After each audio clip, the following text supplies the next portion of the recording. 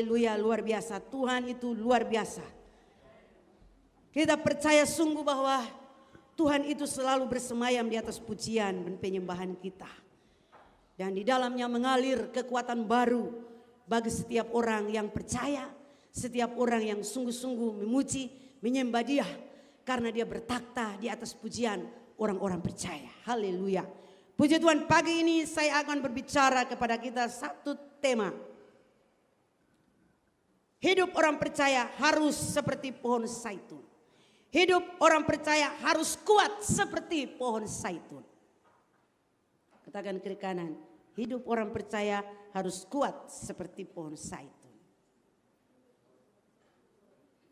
Ayat acuannya Mazmur 52 ayat 10. Mazmur 52 ayat 10, kita akan baca ayat ini secara bersama-sama. Haleluya. Semua sudah dapat temukan dalam Alkitab saudara? Kalau mata sudah mulai kabur-kabur bisa lihat saya di depan. Mazmur 52 ayat 10, demikian firman Tuhan.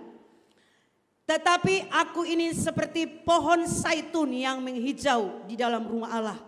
Aku percaya akan kasih setia Allah untuk seterusnya dan selamanya. Sekali lagi. Tetapi aku ini seperti pohon zaitun yang menghijau dalam rumah Allah. Aku percaya akan kasih setia Allah untuk seterusnya dan selama-lamanya. Katakan amin.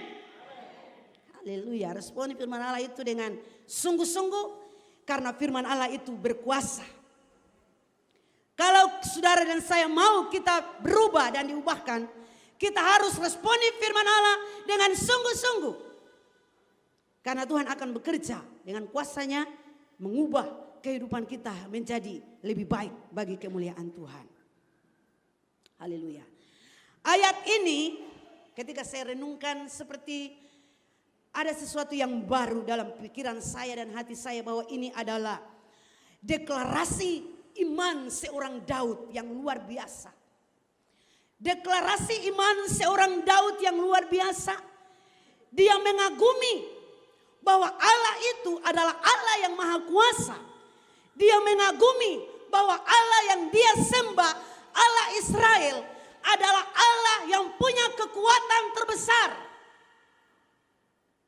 Mazmur ini ditulis oleh Daud saat ia sedang dalam situasi yang teramat sulit karena terus dikejar-kejar oleh Saul. Bukan itu saja. Ditambah lagi dengan tindakan kalau kita baca di dalam pertama Samuel pasal 22 ayat 1 sampai ayat 23. Bagaimana kisah dari seorang Daud yang dikejar-kejar dengan luar biasa oleh Saul dan orang-orang yang mendampingi dia. Namun kita melihat bahwa Daud tetap memiliki keyakinan yang sangat luar biasa. Dia memiliki keyakinan iman kepada Allah yang dia percayai. Bahwa Allah yang dia percayai adalah bukan Allah yang biasa.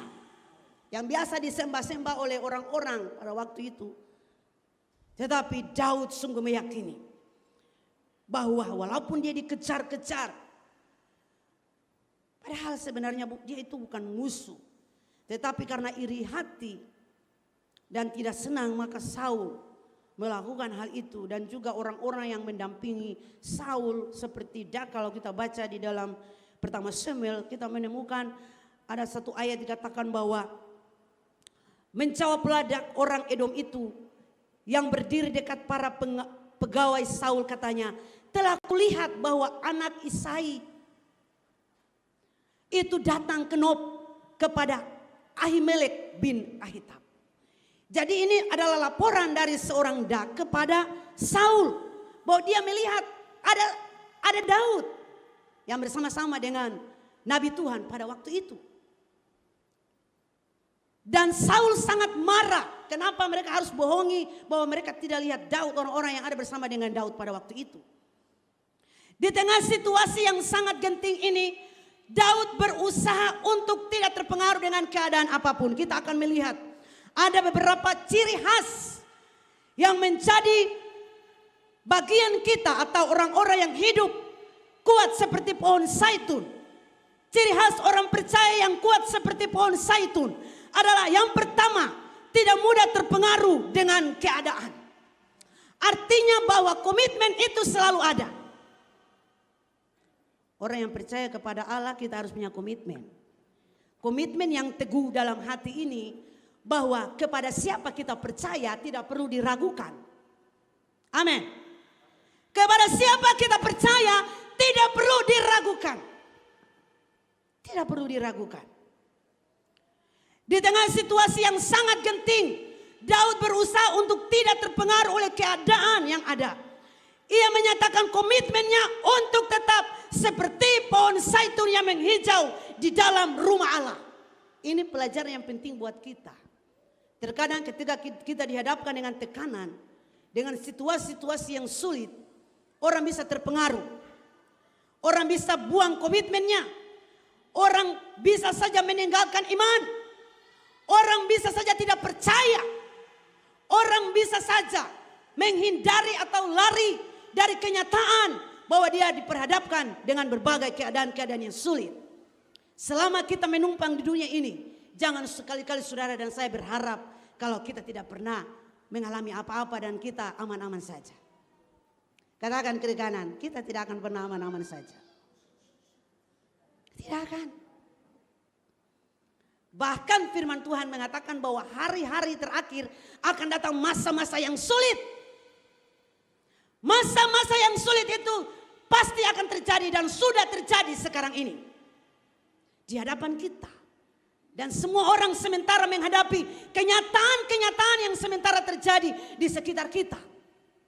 Bukan saja di luar. Bisa saja terjadi dalam gereja, dalam persekutuan, dalam komunitas.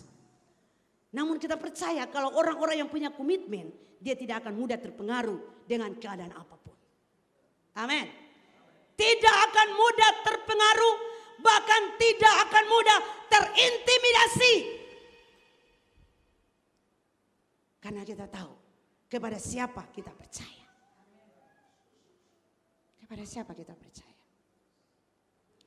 Ia berkeyakinan, Daud berkeyakinan bahwa tidak ada kekuatan apapun yang akan sanggup mengubah dan menggagalkan rencana Tuhan bagi hidupnya. Saudara, manusia tidak akan bisa punya andil untuk bisa merubah apapun dalam hidup kita. Kita percaya bahwa Tuhan punya kuasa besar untuk bisa mengubah segala sesuatu. Tuhan punya kuasa besar untuk bisa mengubah. Yang rusak Tuhan bisa ubah jadi lebih baik. Seorang pesina bisa diubah menjadi seorang yang lebih baik. Seorang pemabuk bisa diubah menjadi seorang yang lebih baik. Seorang pecandu alkohol, seorang pecandu narkoba bisa diubah dengan cara Tuhan yang ajaib yang mungkin tidak akan mungkin dimengerti oleh manusia. Cara Tuhan bekerja terkadang melampaui akal dan pikiran kita. Itulah Allah. Jadi apapun yang terjadi dalam hidup ini, kita percaya sungguh bahwa Tuhan yang punya kendali. Karena Dia pegang otoritas tertinggi. Jadi manusia tidak punya hak untuk atur-atur kita. Amin. Bukan berarti saudara tidak usah tunduk kepada pemimpin. Harus tunduk kepada pemimpin yang atur saudara. Amin.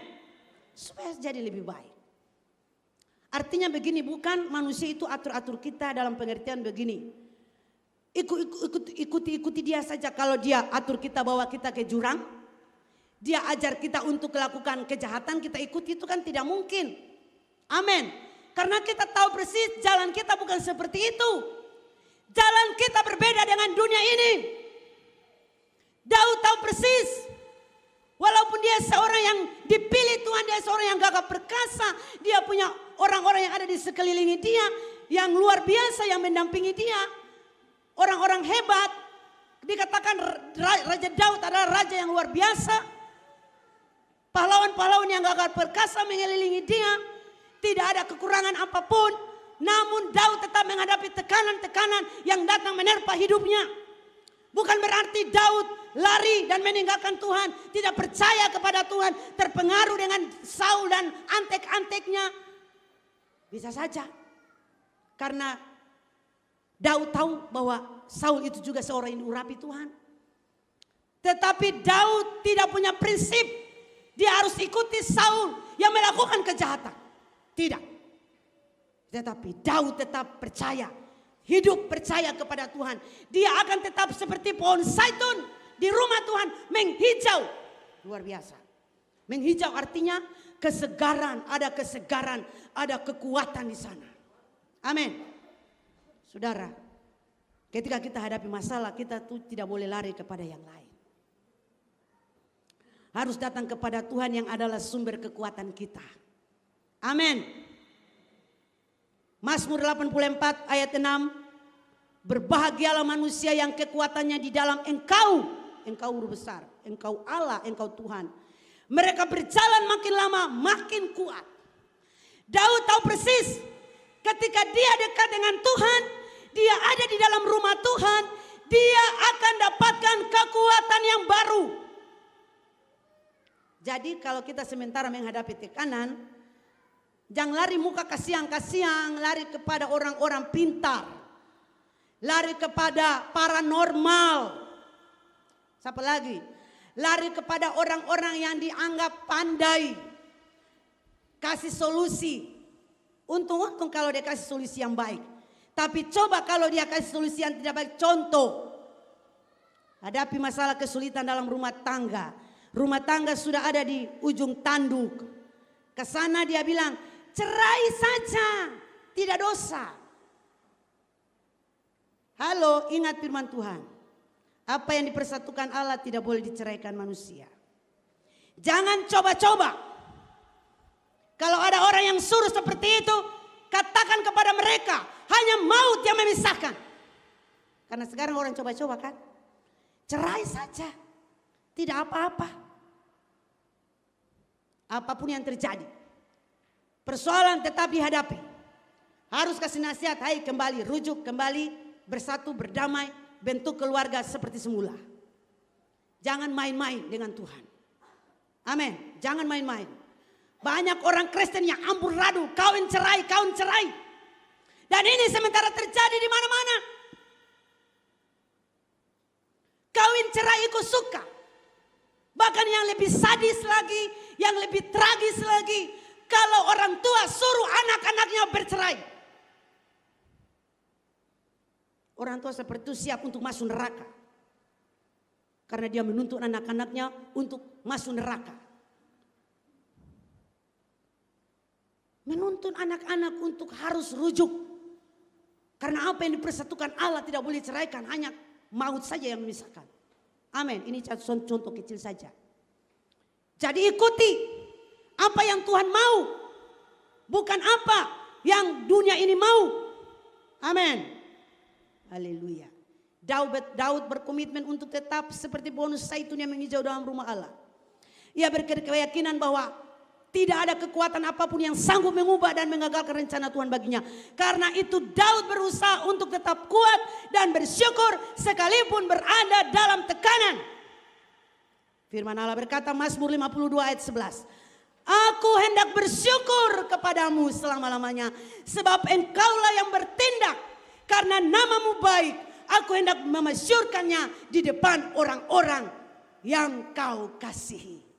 Daud percaya bahwa Allah pasti akan bertindak.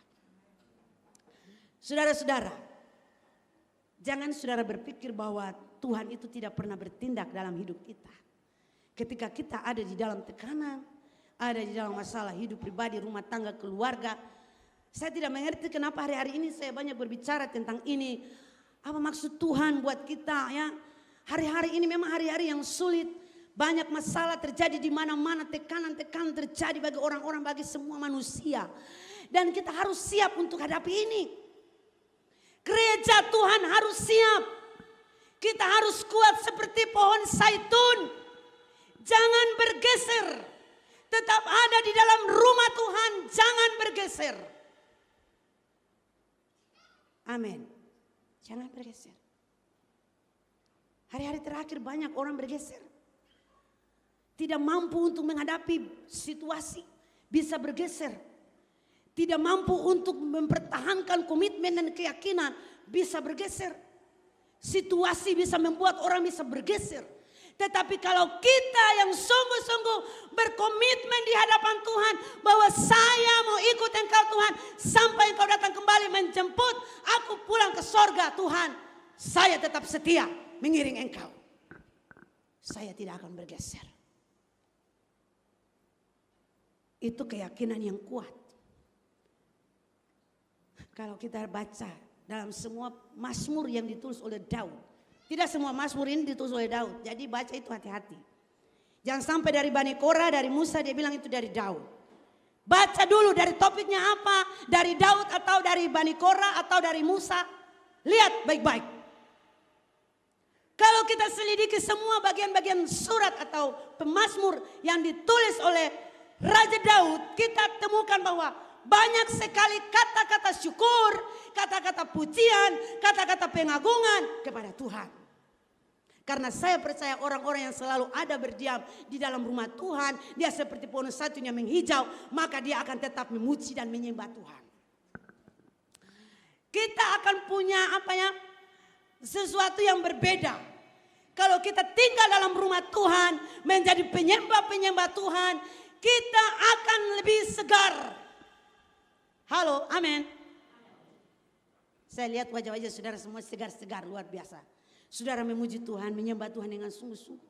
Saudara firman Tuhan katakan itu, kita ini penuh dengan kemuliaan.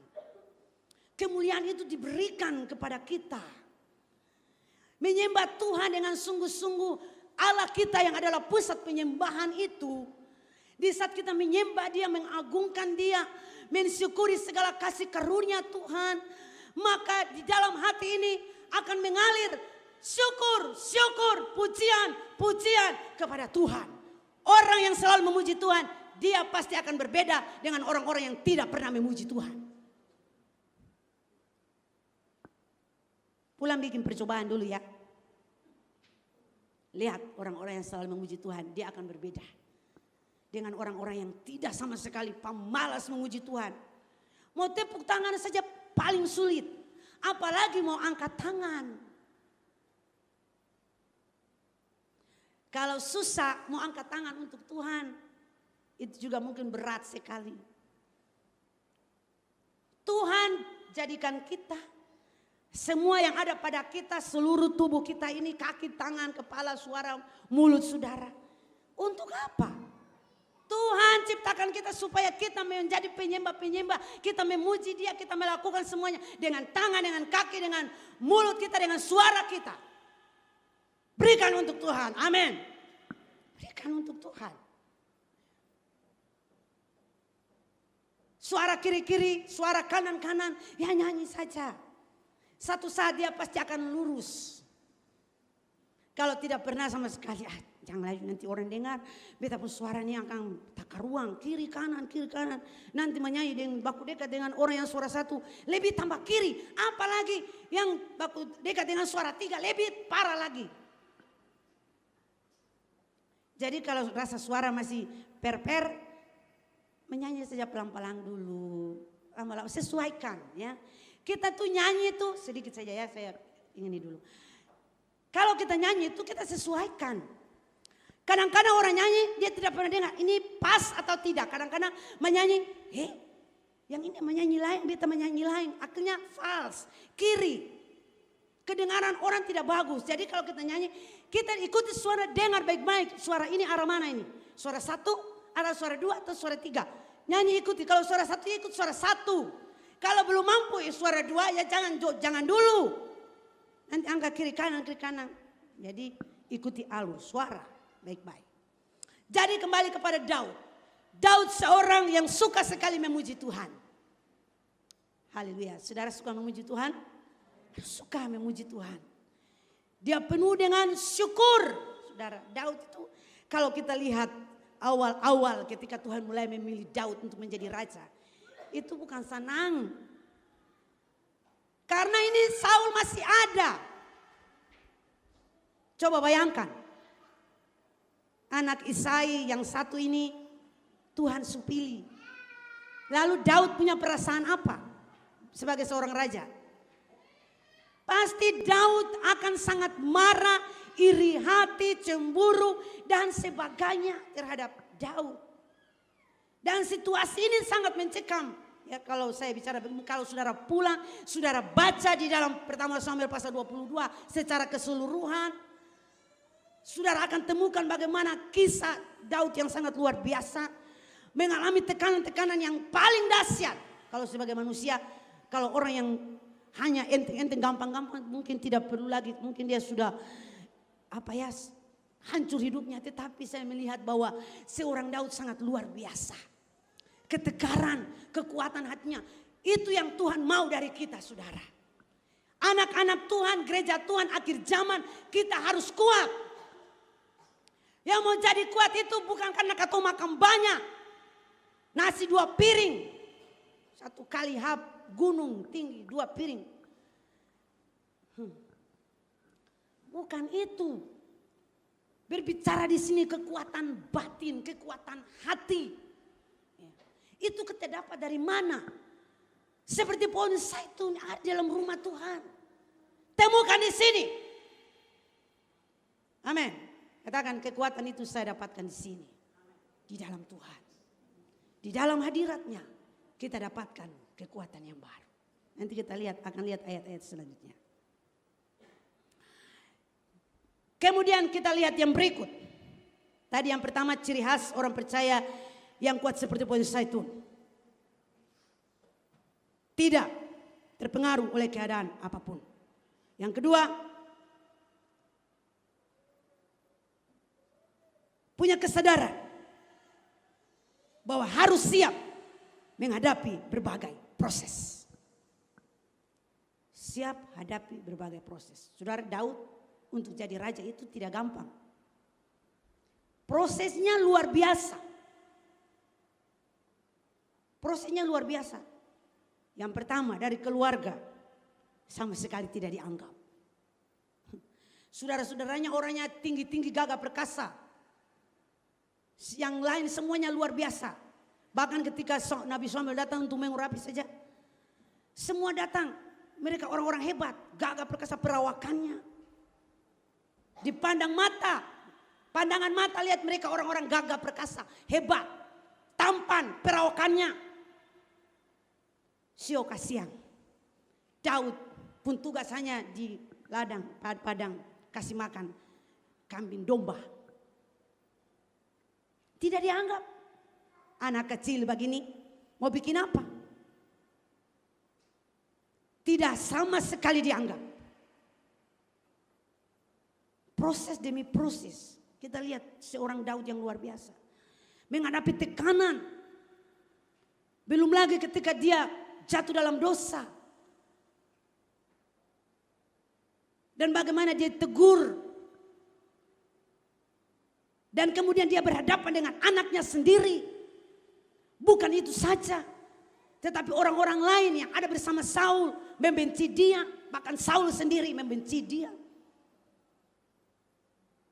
Tetapi Daud melewati semua proses itu. Karena dia tahu kepada siapa dia percaya. Proses yang luar biasa. Pembentukan-pembentukan yang sangat dahsyat yang dihadapi oleh Daud. Dia bertumbuh menjadi seorang pemuda yang kuat. Bahkan menjadi seorang raja yang hebat. Di kemudian hari itu. Bahkan Raja Daud dikatakan bahwa dia seorang yang memiliki kehidupan rohani yang matang luar biasa di dalam Tuhan sampai akhir hidupnya. Walaupun pernah gagal. Ingat ini baik, saudara. Kita diproses Tuhan. Seringkali kita ada dalam kegagalan. Tetapi bukan berarti kegagalan itu menjadi penghalang buat kita untuk tidak maju dalam Tuhan. Kegagalan itu adalah batu loncatan bagi kita untuk selangkah maju di dalam Tuhan, lebih kuat, lebih semangat di dalam Tuhan. Amin.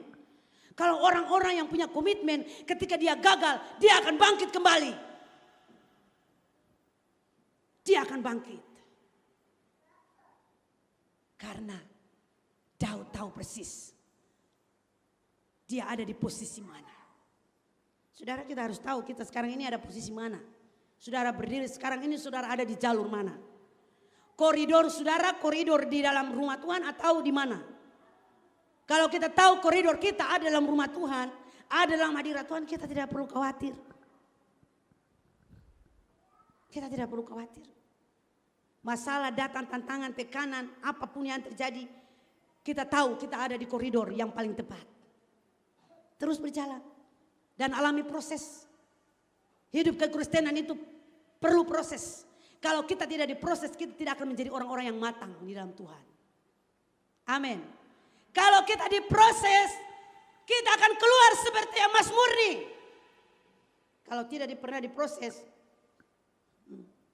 akan jadi seperti apa ya? Mau bilang perak juga tidak bisa, tembaga atau apa, kayu busuk.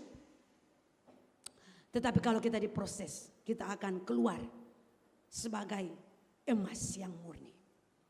Pohon zaitun adalah sebuah pohon yang mengalami proses yang luar biasa. Walaupun keadaan panas, keadaan apapun, pohon zaitun itu tidak akan mudah untuk mati. Kalau dipotong, ditebang, akarnya akan tetap bertunas.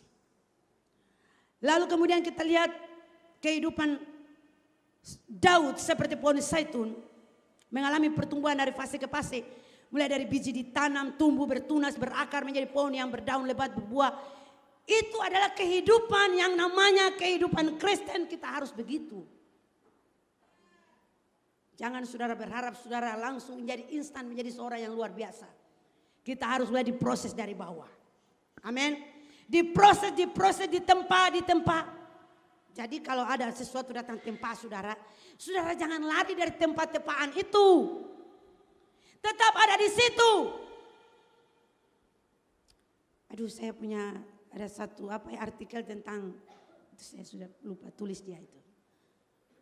Tentang bagaimana kapan berpindah gereja. Mungkin ada yang sudah pernah dengar video itu atau ikuti itu. Kapan berpindah gereja? Berpindah gereja itu begini maksudnya. Kalau misalnya saudara pindah gereja, saudara pindah ke satu tempat yang lain. Atau saudara bertugas satu tempat yang lain, baru saudara bisa cari gereja yang baru. Tetapi selama saudara ada di sini, saudara bergereja di sini. Jangan berpindah gereja, ikut suka. Kalau ada masalah di gereja itu, hadapi masalah, bukan lari ke tinggal masalah. Ada di situ berdoa, berseru kepada Tuhan sampai benar-benar Tuhan pulihkan. Itu baru orang-orang yang hebat.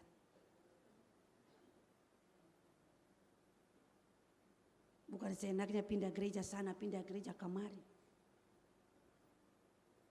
Saya tahu arah tujuan. Saya pernah bilang kan ada seseorang yang saya sudah pernah bilang. Karena akibat dari pindah sana, pindah sini, pindah situ, pindah sini. Ketika napas terakhir. Semua keluarga lari sana, lari sini. Mana ya yang mau layani ini mayat, ini jenazah yang sudah jadi mayat ini. Siapa mau layani? Semua angkat tangan. Saya tidak tahu informasi terakhir seperti apa. Katon caboci saja toh. Siapa yang mau layani tangani? Jadi jangan main-main. Kekristenan bukan bicara pindah sana, pindah sini ikut suka hati. Kita punya komitmen. Amin. Ada masalah, hadapi masalah. Selesaikan sendiri. Karena toh kalau saudara ke sana juga ada masalah. Saudara sampai ke ujung dunia pun tetap ada masalah. Jangan-jangan masalah lebih parah. Lalu akhirnya bilang, aduh menyesali. Ma tahu itu hari bejam pindah lain. Rugi sendiri. Menyesal toh. Baru lihat atau sudah berbeda. Gereja sudah maju, anak-anak Tuhan semangat melayani Tuhan, nganga air mulu malele, menyasale. Itu supaya tobat. Jangan permainkan gereja. Tetap stay di sini. Katakan kiri kanan, tetap stay.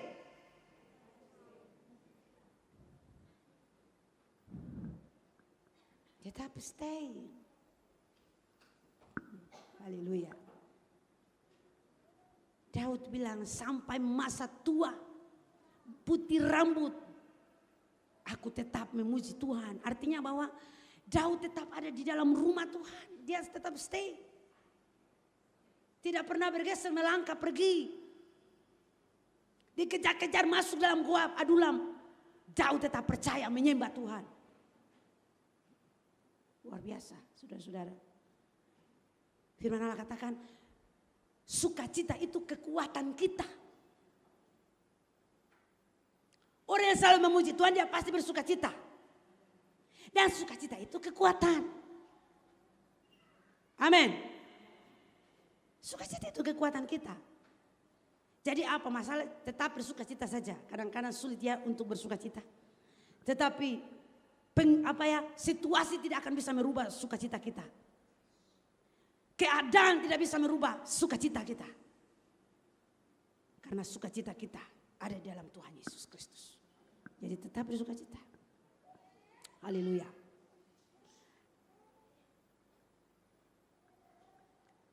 Kehidupan seorang Kristen yang normal adalah kehidupan yang terus berproses. Tidak pasif. Faktanya ketong lihat begini ya.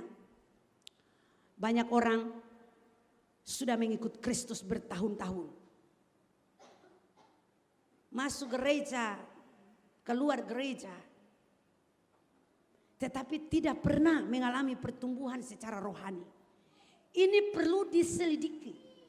Ini perlu cari tahu orang-orang model begini. Yang tidak mau berubah.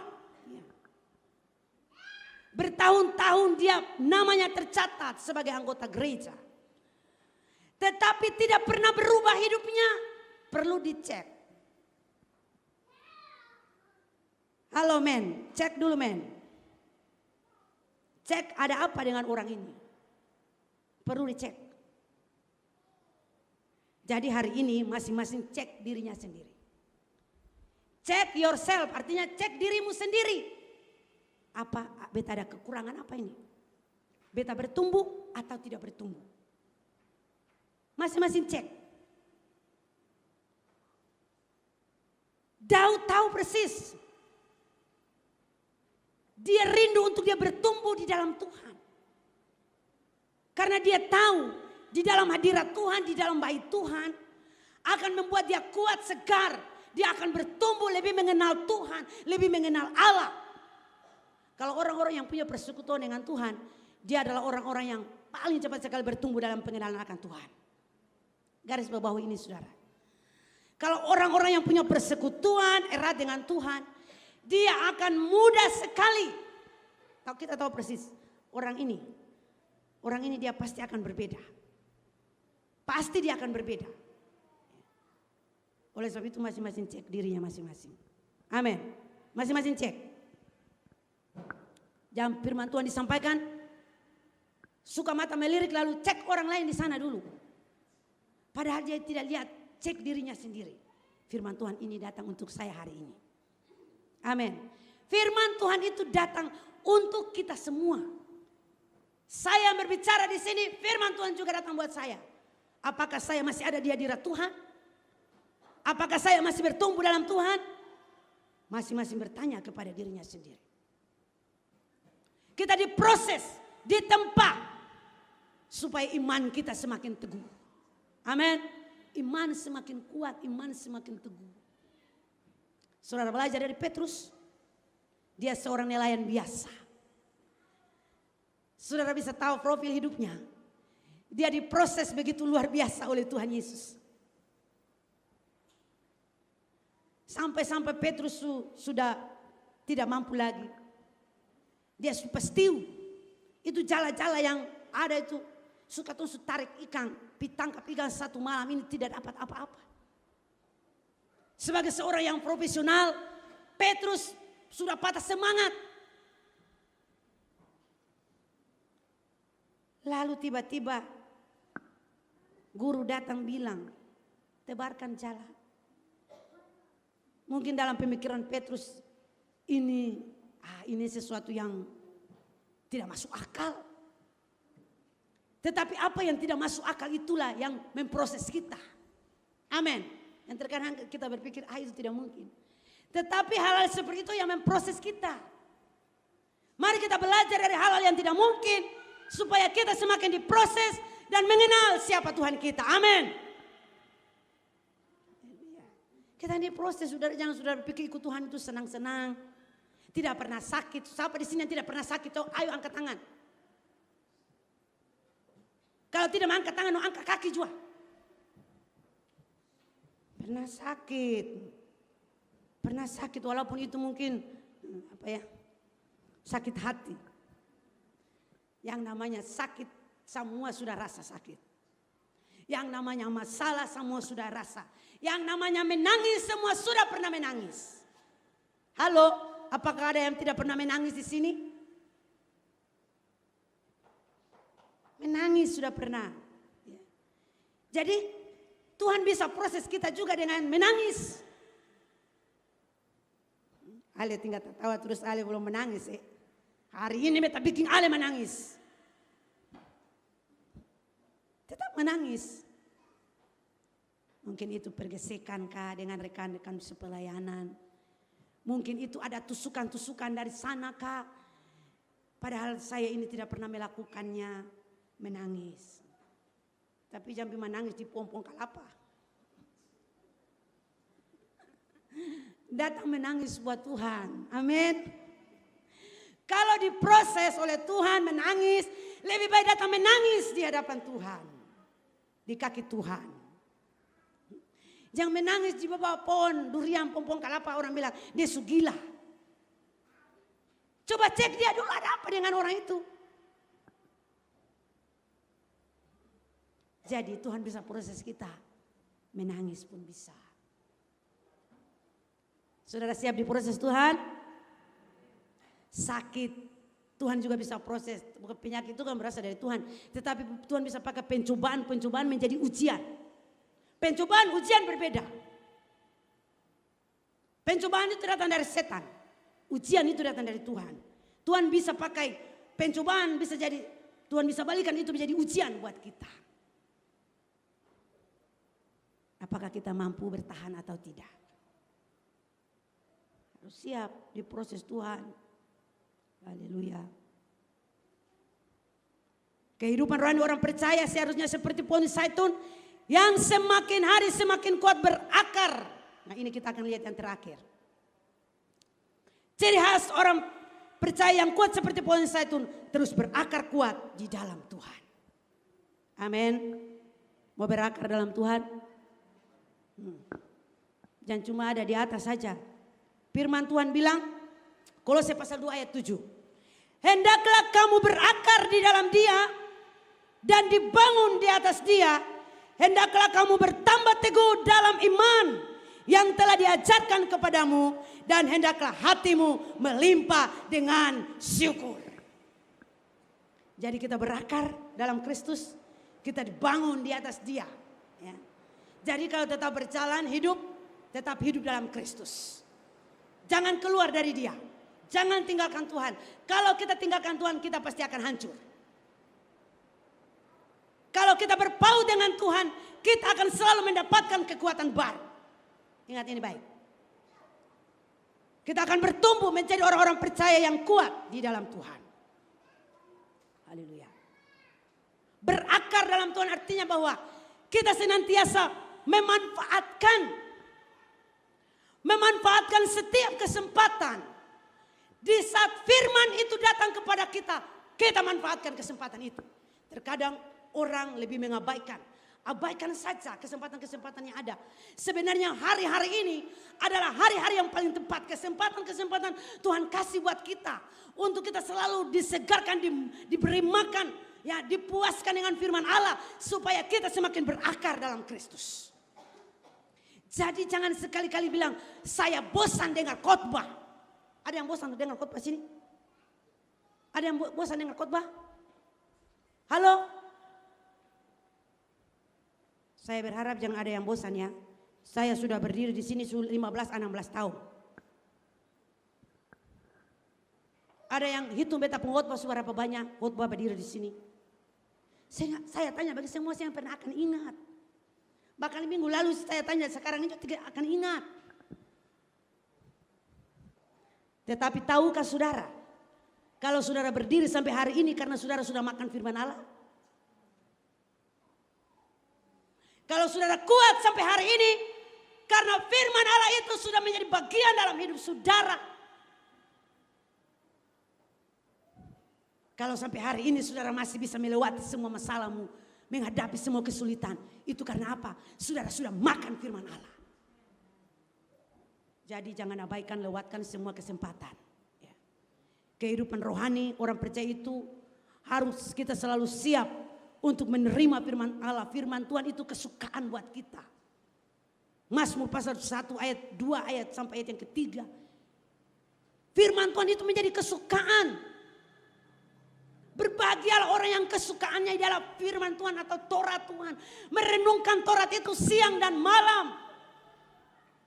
Firman Tuhan tidak bilang merenungkan Taurat itu hanya siang saja. Atau hanya malam. Tidak.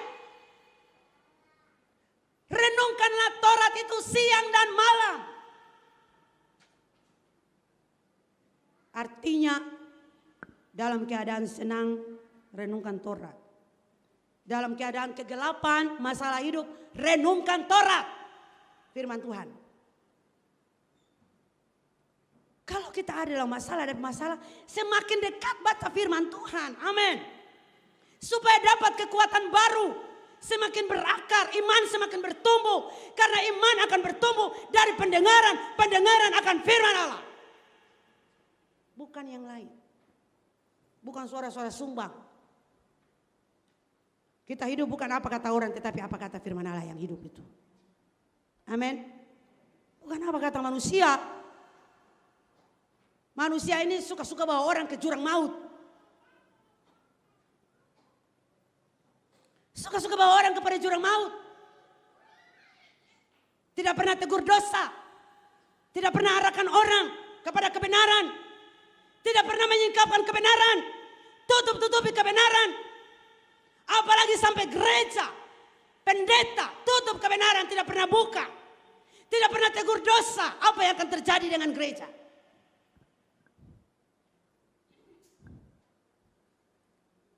Pendeta tidak akan diam. Saya tidak akan diam. Saya serukan. Dosa harus ditegur. Kebenaran harus dibukakan. Supaya semua orang tahu. Firman Allah itu harus tersingkap. Kita tidak perlu takut berbicara tentang Yesus adalah Tuhan.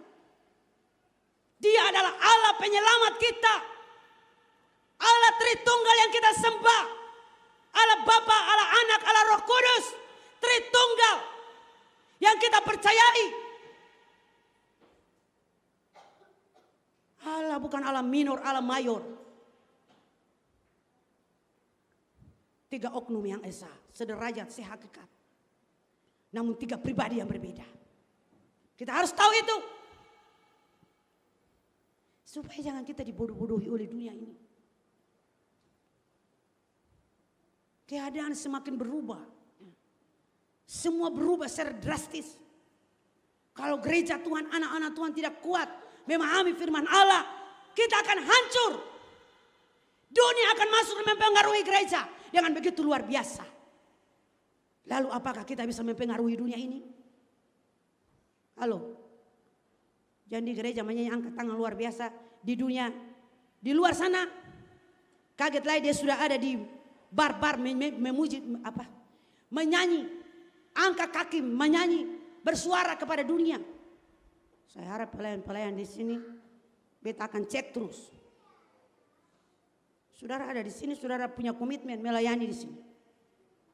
Jangan di sini saudara lain, di luar saudara lain. Kita ini punya warna berbeda. Kita punya satu warna. Kalau kita ada di gereja kita punya warna itu. Kita ada di luar, kita juga punya warna itu. Jangan sama dengan apa itu? Bunglon. Di gereja di warna putih. Di luar dia warna hitam, dia warna hijau, warna kuning. Sampai belang-belang.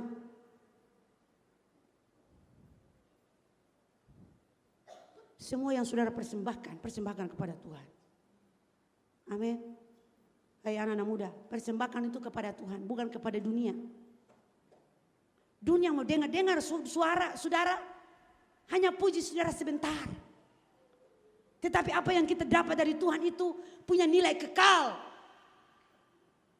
Amin. Punya nilai kekal. Jadi melayani Tuhan dengan sungguh-sungguh. Berikan hidup total kepada Kristus. Jangan main-main. Di gereja dia menyanyi menyembah Tuhan, di luar dia TikTok luar biasa. TikTok dengan lagu-lagu yang termodel-model. Tanpa saudara sadar itu lagu-lagu yang sudah dipoles, dilumuri dengan kekuatan kuasa setan, kuasa roh jahat yang bisa merasuk saudara. Apalagi anak-anak saudara yang suka main TikTok, sana sini loncat, sana balumpa, tak guling-guling. Ada yang kasih biar anak-anak begitu. Beberapa sini betul tagor-tagor tuh. Lagu-lagu dunia itu tak. Saudara pikir itu lagu bahasa Inggris. Kalau ada bodoh bahasa Inggris jangan ikuti-ikuti. Lalu pikir itu lagu Tuhan Yesus, lagu gereja, lagu rohani. Padahal itu lagu setan. Lalu tinggal bajoget balumpa kiri kanan TikTok. Saya harap saudara-saudara. Ini yang ada punya anak-anak kecil yang suka-suka ajar anak-anak dengan TikTok ya. Kebiasaan yang tidak baik. Akhirnya bikin anak-anak itu sebenarnya seperti apa ya. Saya lihat anak-anak sekarang ini luar biasa. Karena pengaruh. TikTok itu sebenarnya tidak dosa, ada yang Tuhan pakai. Ya bisa dipakai untuk sebuah pelayanan. Tetapi kalau sudah ada model yang seperti itu, hati-hati. Sampai merasuk jiwa anak-anak itu bahaya. Ya, saya harap saudara-saudara. Kita punya warna yang berbeda. Amin. Berakar di dalam Kristus, bertumbuh di dalam Dia. Supaya kita menghasilkan sesuatu yang baik. Pohon zaitun itu dia menghasilkan minyak. Minyak itu sampai dengan oras tadi ini sama orang masih sebut minyak zaitun. Katong perlu minyak zaitun, katong cari di toko dulu ada minyak zaitun kasih. Betul? Sampai hari ini. Memberikan aroma, memberikan seperti sesuatu yang membawa pengaruh, membawa sesuatu yang baik kepada manusia. Karena memang minyak itu dia sangat bagus ya, minyak zaitun. Sebagai untuk dijadikan sebagai obat-obatan juga bisa. Untuk masak juga bisa. Jadi minyak zaitun dia sangat punya fungsi yang paling luar biasa. Jadi kekristenan kita ini kalau kita berakar dalam Kristus, kita akan pasti punya fungsi. Amin. Kalau engkau berakar, pasti engkau berfungsi. Katakan kiri kanan. Jangan mengantuk dulu, beta belum selesai.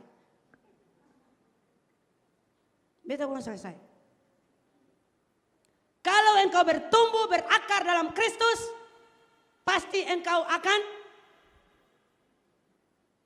baru bilang saya lupa.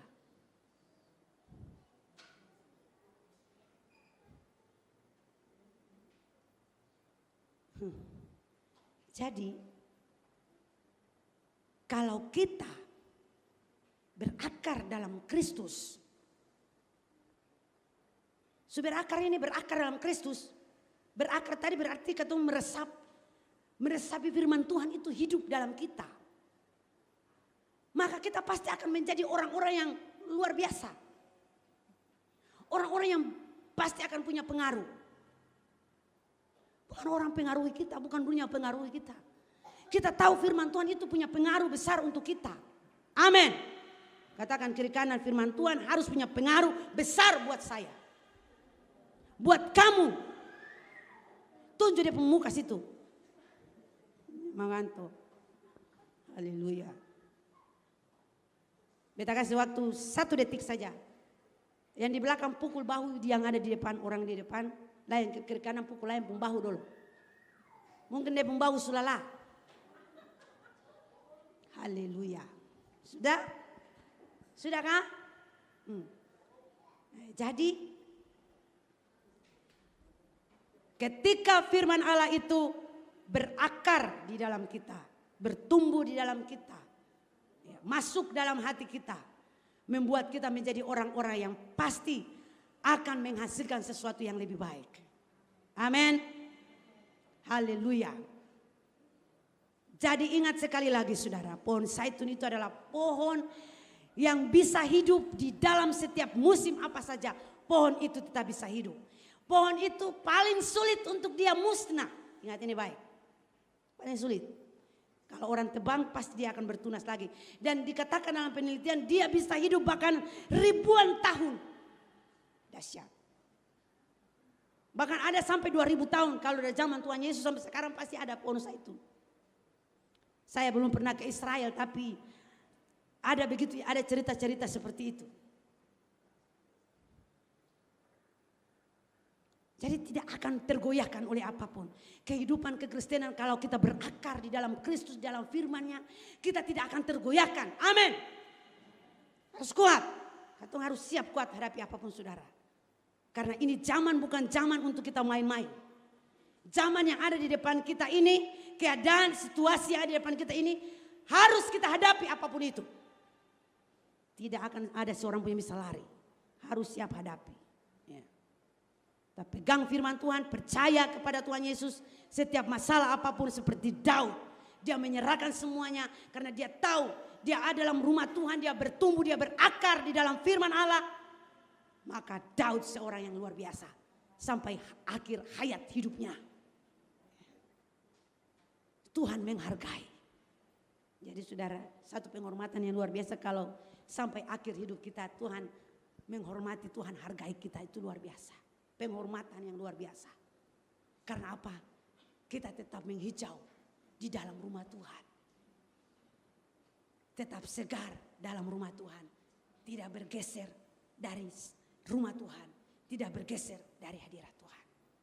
Ingat, ini ada 3 ciri khas orang-orang percaya. Firman Allah berkata, Mazmur 118 ayat 14.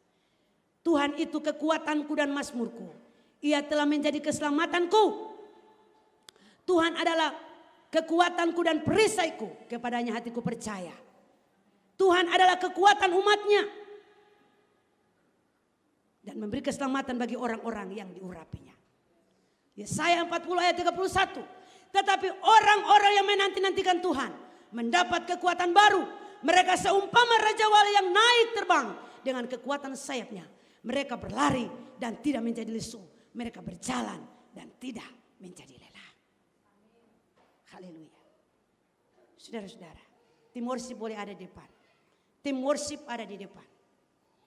Sekali lagi saudara, selama kita ada di dunia, kita akan terus berlari.